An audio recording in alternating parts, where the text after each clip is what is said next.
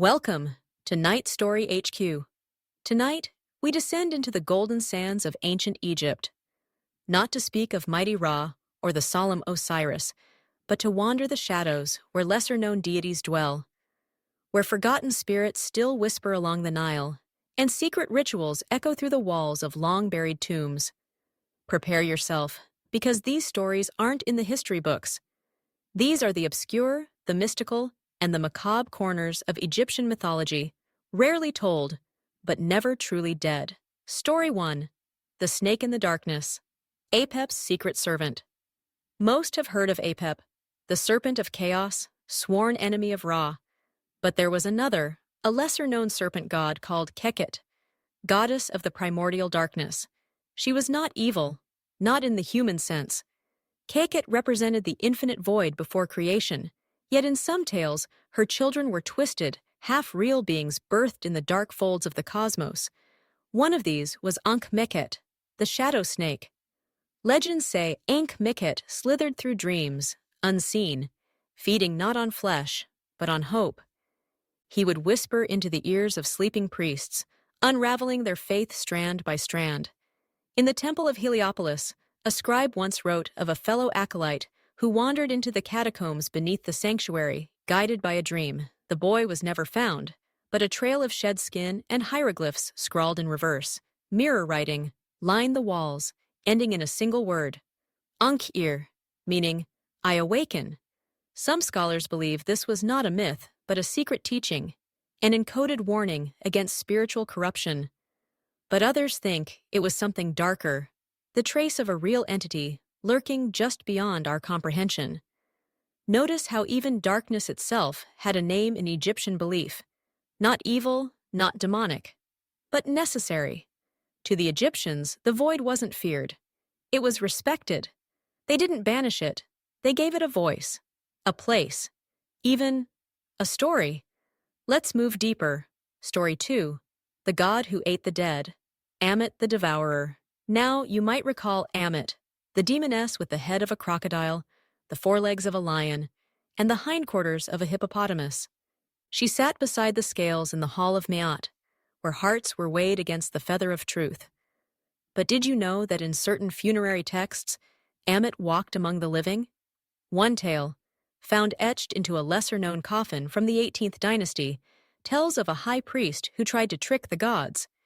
He had committed grave sins, murder, theft, sacrilege, and feared that his heart would betray him in the afterlife. So he used forbidden magic to hollow it out and replace it with a heart made of obsidian. When he died, he passed through the weighing of the heart. His stone heart, being heavy and inert, caused the scales to tilt. But Maat did not strike him down. Instead, she called for Ammit, not to devour the heart, but to follow him back. And so, for 40 days, Ammit walked in the mortal realm, hidden in shadows. The crops withered, cattle miscarried, and the Nile turned sluggish. The priest's family grew mad with dread, claiming to see her eyes in the mirrors, hear her breathing in the rafters. In the end, the priest's tomb was found torn open. His mummified body had no chest cavity, just a gaping hollow, and obsidian shards scattered across the floor. What's chilling here isn't just the imagery, it's the concept that even death could be tricked, but only once, and that the punishment wasn't immediate, it stalked. Ammit wasn't just a judge, she was retribution. Story 3. The Ritual of the Blue Lotus. Spell of Forgotten Names. The Blue Lotus, sacred flower of the Nile.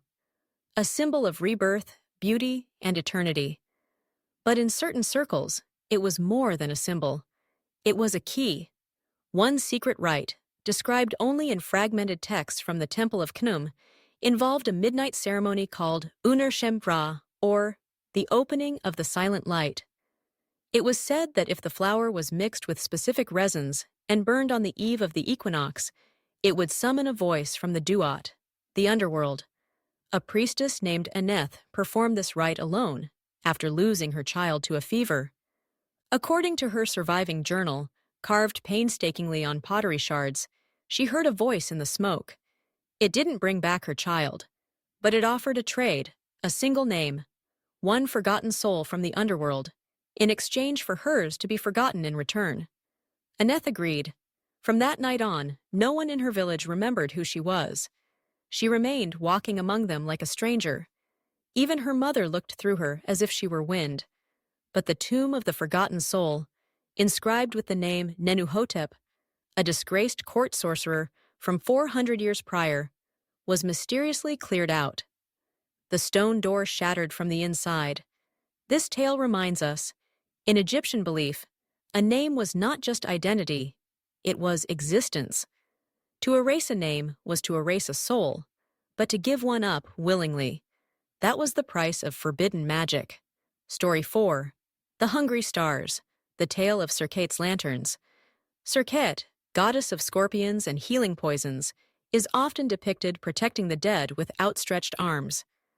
But in one esoteric legend, she is the patroness of the night lanterns, living lights carried by desert nomads that moved of their own will. According to this myth, when the desert swallowed a traveler unjustly, someone wrongly punished or exiled, Serket would grant them a second chance. A light would rise from their remains, wandering the dunes in search of justice.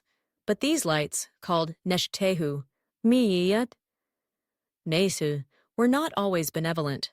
One traveling caravan in 1220 BCE recorded the encounter of a lantern that floated beside them for 3 nights, glowing softly, whispering a child's voice.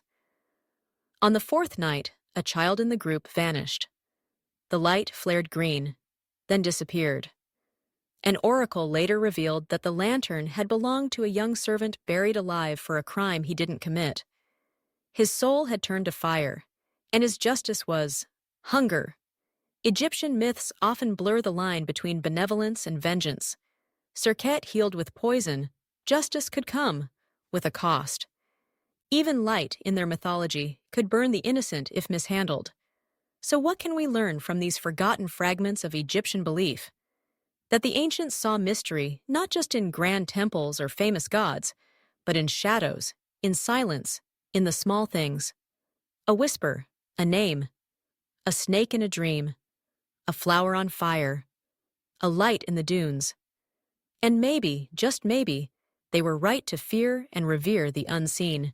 So the next time you look at the stars above the desert, or pass by a flower blooming out of season, remember the old stories. And wonder, what still walks beneath the sand? Thank you for joining us tonight on Night Story HQ. Sleep, if you can.